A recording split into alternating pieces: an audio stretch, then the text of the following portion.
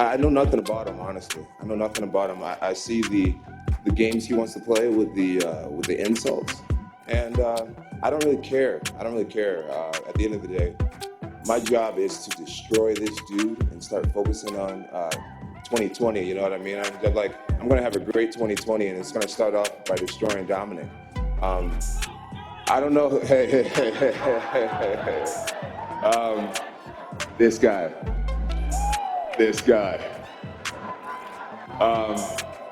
Hell of a drug, huh?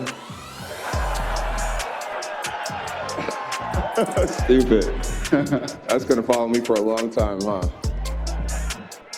But yeah, man, I don't know what I want to do to him, man. I don't know if I want to knock him out, choke him out, but dude, I'm gonna get him.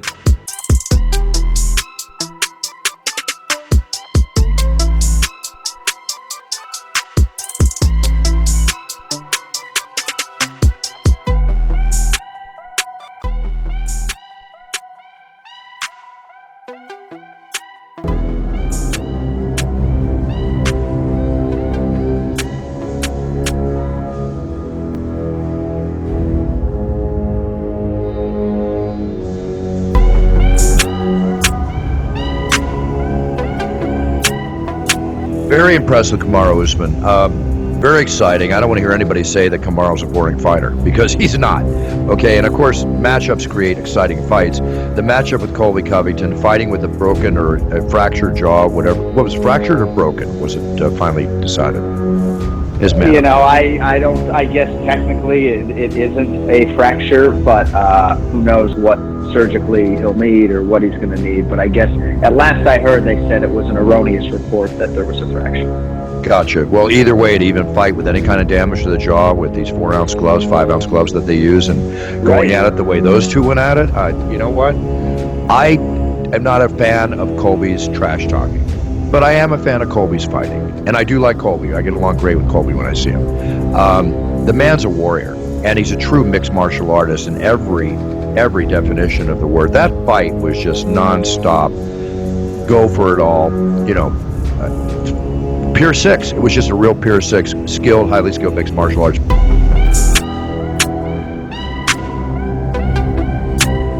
Here, the way that he's done it doesn't get any better than that, really. But then Adesanya being the champion, and then you know, beating Whitaker in the way that he did, that classic against Gastelum, the fact that he's been undefeated, the fact that, you know, he's done amazing things in the last 2 years and now really took it up in yet another notch this year.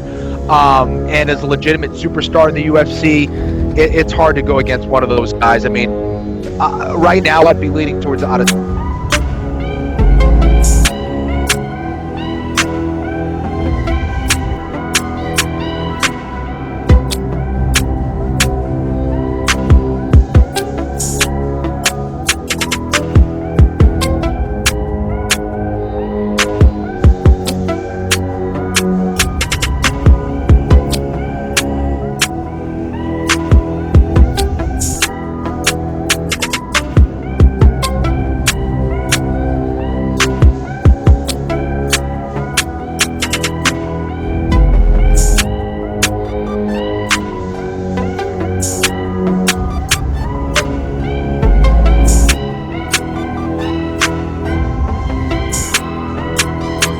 Fight. When did I ever stop fighting? You know, I never stopped fighting.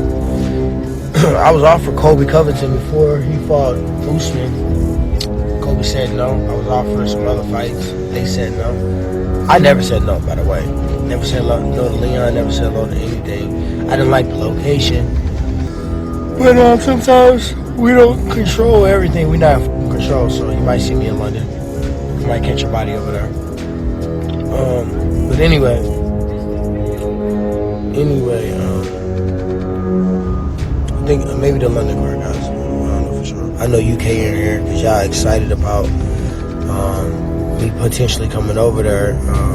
But at the end of the day, if you're a Leon Edwards fan, you might not be too excited about what happened afterwards because he gonna get f***ed up. So I mean, I don't know if you've ever seen what happened after I lost a fight. The next person got dismantled and knocked out. So I don't give a fuck about this fight. Let's keep moving it back on.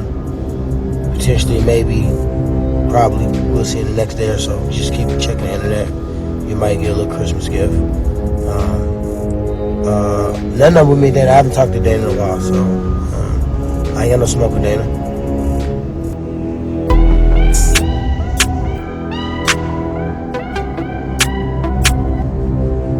What did you think of Usman's performance? I thought it was good, man. His cardio is amazing. Both their cardio is amazing, and I was really surprised that they sat there and they stood up and punched each other in the face the whole time. I was expecting a little bit more wrestling, but it was a fun fight to watch. When you're watching that, are you sizing him up? Are you saying, okay, this is how I would fare against him. This is how I would fight him. This is how far along I am. This is how close I am to fighting someone like him. I'm gonna say I'm sizing him up. You know what I mean? I was just looking at it for the entertainment.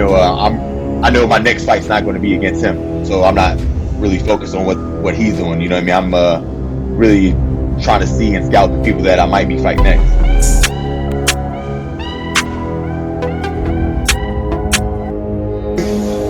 To the crib, to the workout room, baby.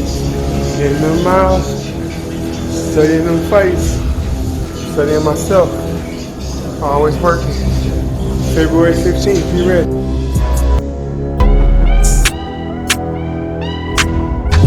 For the people that do not know, you were scheduled to fight Frankie on, what date was that? January 25, so 1 month. So 1 month from now. So if things would have went well with Frankie, let's say it was the other way around, he took him right out, you'd probably still be fighting Frankie, I'd imagine. Right? If he wasn't hurt? I would imagine. I think that's kind of what the whole deal was supposed to be, is that Frankie was supposed to fight if he came out okay, and I think he hurt himself. I think he maybe hurt something in his eye, I heard, or something, but yeah, he's not able to fight anymore. So where does this put you?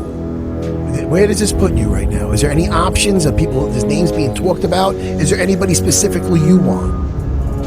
Well, I think Cejudo kind of has to figure out what he's doing first, because I said that I want a really high-profile fight, so it was either like Frankie or Cruz or someone that was in that top tier of people. So now that Frankie's out, I would really still love to fight Cruz.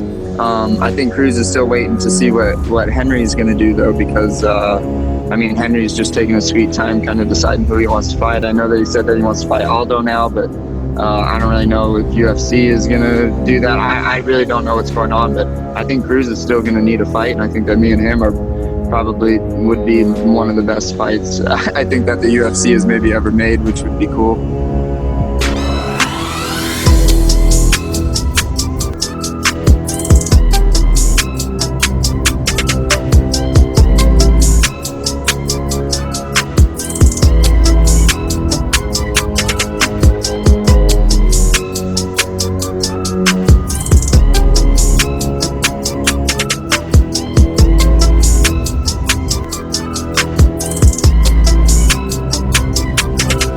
Couple guys out there that pretty much, if Max and Alex Volkanovski are going to rematch each other, then it's trying to decide who's the next guy that the fans and Dana and everyone want to see me fight in order to just kind of climb my way back up and prove myself again,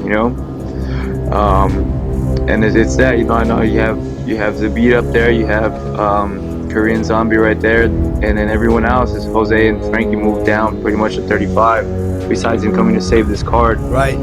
So it's really just sitting there and weighing your options and looking at who is the right fight to go forward. And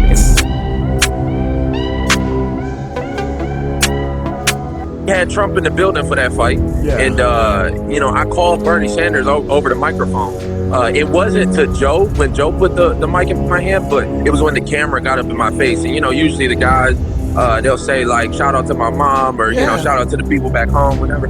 I shouted at Bernie Sanders. And that's how you handle that post-fight interview, too. And they muted it. Like, it didn't get played over air. So then he reached out to me about it. I went to, like, a little town meeting or whatever. I got to meet him. Like, he was cool. And then he reached and he was like, I really like that kid. Like, let's have him speak a little bit. I was nervous as going into it because that's not what we do. You know what I mean? The man himself, right here. He gave a great speech. He's a great fighter. Let's see him fight in Brooklyn. Boom. There. They all seem to really like it, so I'm trying to make moves. It went well, didn't it? Yeah, I mean, and look, the UFC, they always had ties with Trump. Like I said, Trump was at the fight. Dana's real good friends with him and all that. And Trump just got impeached. So I don't know if he's going to win this next election. It's looking like it's going to be Bernie. And if the UFC want to have a little bit of political control in there, they need to holler at your boy.